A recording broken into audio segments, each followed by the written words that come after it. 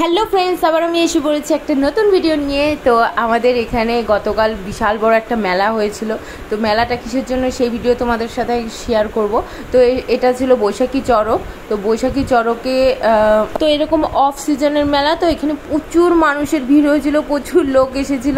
আমি তো দেখে জাস্ট হা হয়ে গেছি, এত বড় মেলা। এখানে নাগরদোলনা থেকে ধরে মানে পুরো মাঠ ভরে গেছিলো একদম লোকজন, আর এক পাশে ফাংশন হচ্ছিল।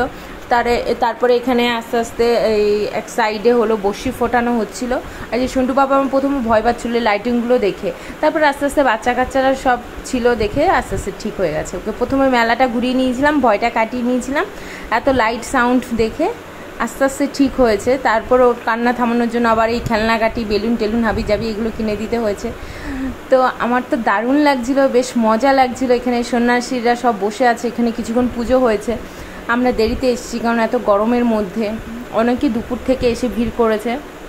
আমাদের যেহেতু বাড়ির কাছে, এই জন্য অত তাড়াতাড়ি যায়নি। তো এইখানে এক সাইডে এই মানে ঘোরানোটা হয়ে যাওয়ার পরে এখানে ফাংশনটা শুরু হবে। আর দেখো এই যে চড়ক গাছটা, এই গাছে প্রায় 4-5 জন একসাথে ঘোরানো হবে আর কি। মানে দারুণ ছিল দেখার বিষয়, একদম চারপাশে মানুষ একদম গোল করে সবাই দেখছিল। খুব মানে দারুণ লাগছিল, না দেখলে একদম বোঝা যাবে না।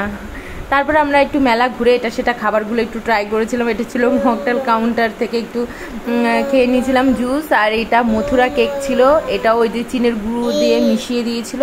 মানে মেলায় গিয়ে একটু আনকমন জিনিস খাবারগুলো একটু ট্রাই করেছি, কারণ এমনিতে ভাজাপুরি খেতে মানে গরমের মধ্যে খাইনি।